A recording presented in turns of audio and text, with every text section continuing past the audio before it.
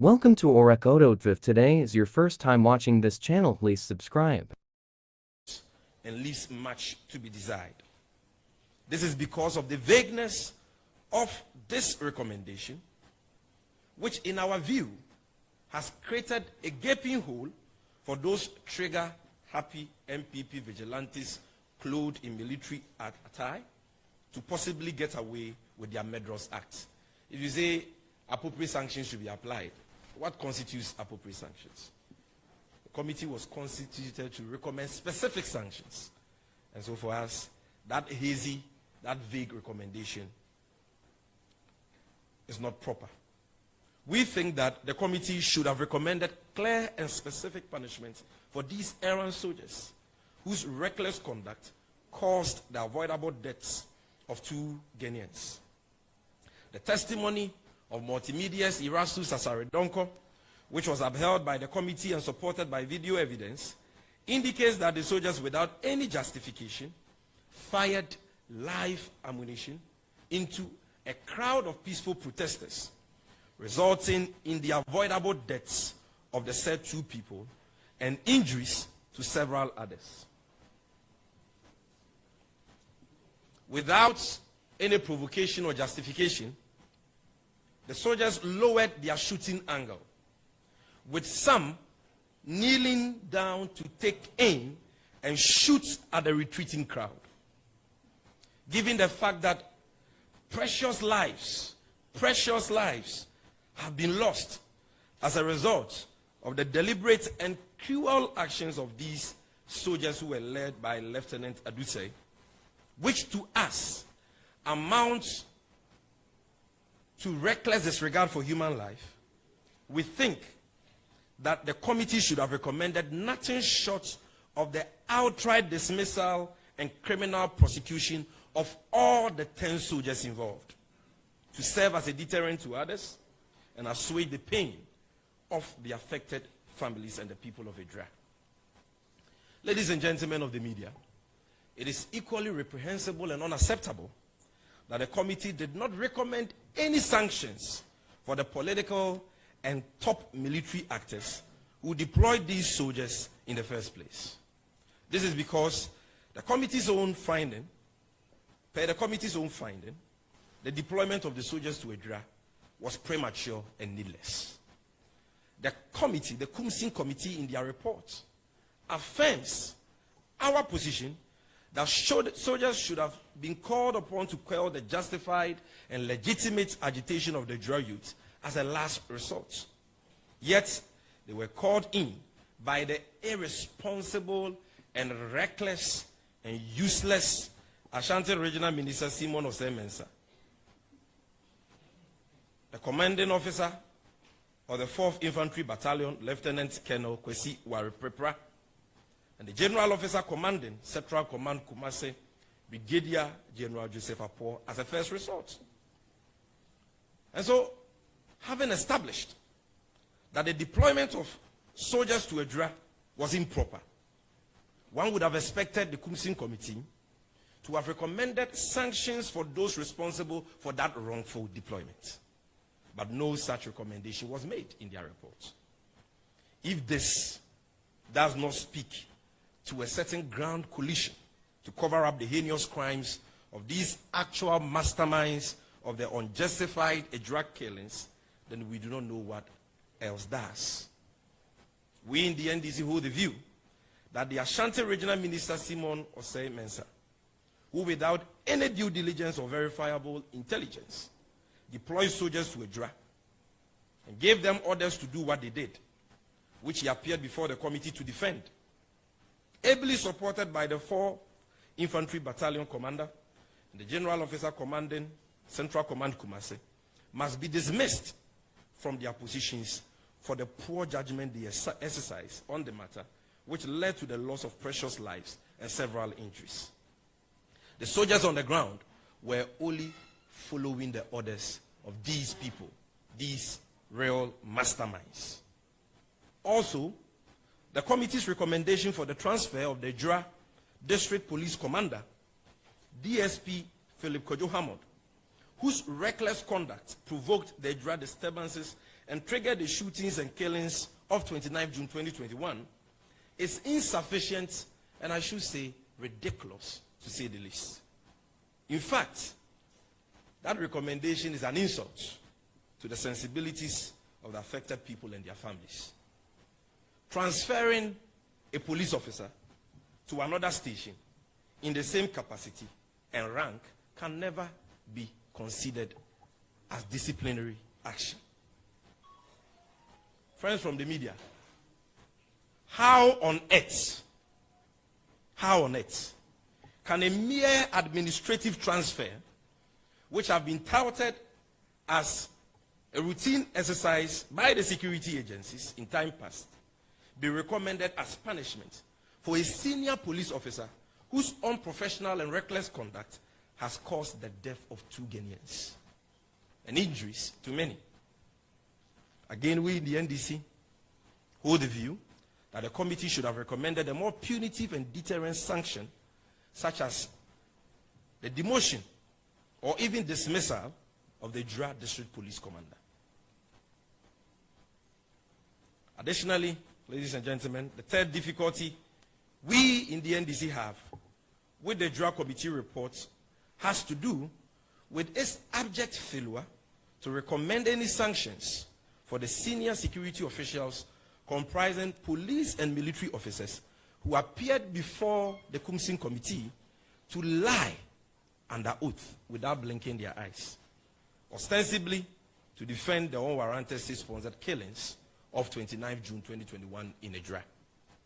Specifically, Brigadier General Joseph Apo, the General Officer Commanding Central Command Kumasi, was seen on national television falsely testifying at the committee's hearing under oath that their men on the ground gave verbal warnings to the peaceful protesters before they started firing warning shots into the crowd of protesters. This claim was found to be false by the committee. He, Brigadier General Joseph Apo, Lieutenant Colonel Pepra, the 4BN commander, and Lieutenant Martin Upukwaduse, who led the 10 soldiers on the ground, even went on to lie that some of the protesters fired back at the soldiers and that the protesters who died were killed by gunshots from the crowd. This was also found by the committee to be false, based on video evidence of the incident from multiple sources. Most despicably, the Deputy Ashanti Regional Police Commander for Ejura, DCOP David Ajemai Ajem, and the Ejura District Police Commander, DSP Philip Kojo Hammond, lied under oath that the police deployed the water cannon vehicle to the burial grounds of Metro Kaka upon the request of Kake's family. This claim, which was refuted by Kake's family and found to be untrue by the committee, was what actually provoked and triggered the unfortunate disturbances in Ejura on the 28th and 29th of June 2021. Yet, despite these blatant lies that were peddled by senior security officials under oath, which amounts to the offense of perjury, the committee failed to recommend any sanctions for these officers. Friends, the crime of perjury is a serious offense under our laws and must not be treated lightly, especially in a matter of considerable national interest such as this, when these officials spoke under oath and were duty-bound to speak the truth and nothing but the truth. You cannot go and swear an oath before a court of appeal judge to tell the truth and nothing but the truth and lie through your teeth. Okay, and when you are found, you are left off the hook. That is an endorsement of perjury which should not be countenanced. We wish to submit forcefully that all persons who perjured themselves before the committee should be interdicted and prosecuted in accordance with law.